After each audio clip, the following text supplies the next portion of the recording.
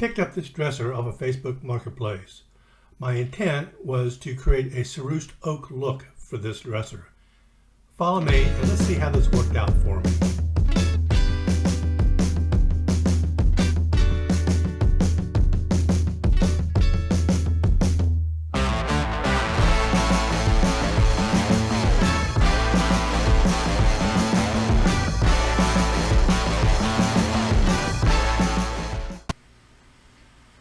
So before I start cleaning, I'm going to remove all the hardware from the dresser. Probably not going to reuse it. It's pretty cheap hardware, and so it might go into a bag that maybe I'll keep and maybe find some use for it down the road. But for now, it's bye-bye, and we're going to install new hardware. So nothing exciting here, just using a screwdriver. Actually my drill, and removing all the hardware, and then we'll clean. Well, before I clean, I am going to remove this decorative trim that's on the top drawers in the dresser. If you noticed in the previous pictures, it's just the top drawers that's got this. I think it's ugly, I think it's outdated, and luckily it comes off pretty easily. There are some nails left behind that I'm going to have to pull out with a pair of pliers, but once I get all this off, then it will be time to clean. But it's bye-bye because I don't like it and I think it's ugly. So now that I've removed the trim off the top drawers, it's now finally time to clean the entire dresser. I use Krud Kutter. It's the only thing that I use. It seems to be a really good product. This is a very boring step. There's nothing glamorous about it, nothing exciting. But it is necessary because you need to get all the grime and dirt off before you start sanding. So please don't ever skip this step. You need to clean inside and out. Now we're getting into some fun parts. Be able to use power tools. So I am going to sand down the entire dresser down to raw wood. I'm starting with the drawers that I took the molding off of. Then I will move on to the larger drawers and eventually to the dresser itself. I'm using 80 grit sandpaper here, and I will move up to eventually 180. So I've sanded the faces of the drawers off with my Orbital sander. I use 80 grit sandpaper. I'm going to finish it off at between 120 and 150. Now, but I've got to do these edges right here. So what I'm going to do is I'm going to take my SurfPrep, again with the 80 grit sandpaper, and get as much off as I can, and then I'm going to take a Dremel with a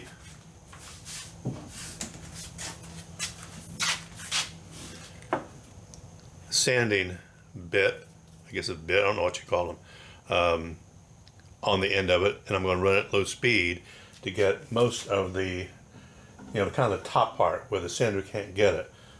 Now, to make this work, I've got to run the Dremel on a low speed, and I got to have a pretty light touch. I don't want it to bite into the wood. I just want it to take the finish off. It doesn't get all of it off, but it gets off enough and loosens it so that when I go back over it with sandpaper, it all comes off pretty quickly. So it actually saves me some time over trying to hand sand the entire thing. So like I said, I'm going to be using the SurfPrep first, and then I will be going back with the Dremel, and then I will finish by hand with a used piece of sandpaper. I tend to keep most used pieces of sandpaper because you never know when you're going to need them, and that way I don't have to waste a whole new sheet. But I have to do this to 7 drawers, so not anything real exciting here, except I will tell you that if you don't have a Dremel, that Dremel that I have that's laying right there, I've had that, I bet you, for 20 years. Great tool, very versatile. I've used it on so many things, and things I never expected to use it on. So, and the newer Dremels are really pretty cool. They've got a lot more features than this old one does. So if you don't have a Dremel, I would look into them. Great little versatile tool. Well, sanding continues now on the dresser itself. I'm going to use both my SurfPrep on places where it's more narrow, and I do have a little bit of rounded trim on this, and then I'm going to be using my Orbital sander on the larger, like the top and the sides. So just continuing to get all of the surface off, all of the previous finish off, and so sand away. So the base off of this is, as you can see, a little detailed. It's not that detailed, but it's all curvy, right? And so to get all the previous finish off by hand, I would have had to have sanded it. I really don't like using furniture strippers, but I am in this case. But and it's a product called CitriStrip that at least it smells pretty good. But I just find strippers just messy, and I just don't like using them at all. There are carbide scrapers that are detailed scrapers that you could use to do this kind of work. I just don't have one.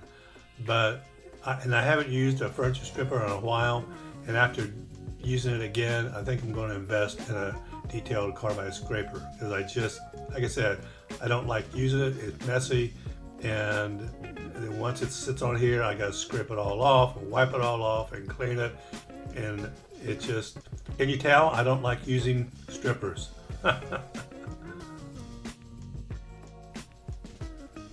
Now that the base has been stripped, I'm going to sand it down with the SurfPrep. It's all been cleaned up, and so I'm just going to sand it down and get it ready for paint. So if you recall, my intent was this dresser to create a ceruse oak look. In the research I've done, since I've never done this before, it was recommended that I use a wire brush, going with the grain, to try to raise the grain and expose it a little bit more, so that when I put on the whitewash, that it would get into the exposed grain and give it this ceruse oak look, which really emphasizes, the grain. Well, we'll see how this turns out. I'm not going to tell you yet, but this is a lot of work. I have to do it on all the drawers. The drawers didn't have a lot of, interesting grain on them to begin with. It was more on the top and the sides. But I used a wire brush. I'm going to then have to clean it up, which is not really shown in the video. It's pretty standard. I blew off all the dust and I wiped it down, and now I'm putting on a paint wash to try to create this ceruse oak look. It's a white paint wash. I had some leftover fusion mineral paint in the color of Champlain. I reduced it. I had a mixture of 4:1, 1 part paint, 4 parts water. So I'm going to apply the paint wash with the grain, and then I'm going to wipe it off across the grain initially to try to get it embedded in any of the raised grain on the drawer. So I'm going to do this times 7, and then do the same thing to the chest of the dresser itself. We're going to see how this turns out. A lot of work. So I've done the 7 drawers. Now it's time to do the same routine to the dresser itself. So I've started on the sides, and then I'm going to move to the top. And once I have this done, I will then start to apply the paint wash to get my ceruse oak look. If nothing else, it's giving my arms a workout, and maybe increasing a few muscles here and there. I don't know, but it is a lot of work. But in trying to raise this grain, and we're going to see if it's worth it in the end. So I've wire brushed the entire dresser, I've blown off the dust and I wiped it down with a tack rag, and now I'm applying the paint wash. And again, I'm going with the grain, and then when I go to wipe it off, I will be going against the grain initially, and to try to force the paint into the grain to again create this ceruse oak look that I'm after. So I've applied my paint wash and it has dried for several hours. Now I'm going to just sand down very lightly. I'm using my SurfPrep with a 220 pad on it. It's actually a 220 to something, not strictly a 220 pad, but it's on low setting. I can hand sand this, but on the low setting it's pretty convenient. So I'm going to sand the entire dresser just to knock down that grain just a little bit and to get rid of any imperfections that may have drifted into the paint wash. And then I will be ready to put the first layer of top coat on.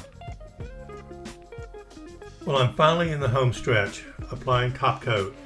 I'm using Varathane in a spray can, matte Sheen. I'm going to use my sprayer when I spray the whole thing, but I had this can, it was almost full, so I thought I would use it instead of breaking out the sprayer. So I'm going to put the first coat on the entire dresser without the drawers in, and then I'm going to come back, I'm going to put it in my spray tent, and I'm going to get out the sprayer, and then I will be spraying 2 more coats of the polyurethane with the drawers in. The reason I'm doing this with the drawers out is the drawers will cover some of this framework, when they fit in. So I want there to be, some protection there. And then once I put the drawers in, I can spray the entire drawers since they are on the outside of the frame instead of being flush with the frame. I have one more step for the drawers before I put the hardware on. I'm applying a furniture, I guess it's a rejuvenating wax. It's an orange scent on the outside and on the inside of the drawers. It really brings out the luster in the wood and gives it a little bit of moisture, and it smells pretty good too. If you saw what that looked like as I was flipping the drawer, you can see that sheen just being brought out. This is the last step. I put the hardware on and we're going to call this done. About that ceruse oak look, did I make it or didn't I? Let's find out. So was I able to achieve my ceruse oak finish? I did not. And the thing is, I have no idea what I did wrong either. So maybe I'll have to try the next time. But what I did end up with was this beautiful white oak finish on this dresser, and it turned out gorgeous. It highlights the wood grain, gives it kind of a coastal casual vibe, and I am very, very pleased with how this turned out. So if you enjoyed the video, found anything useful, educational, inspiring, funny, I hope you subscribe and follow me along for my next furniture refinishing project, which is going to be a Sausalito style Pottery Barn dupe on another dresser. Thanks so much for joining and for watching.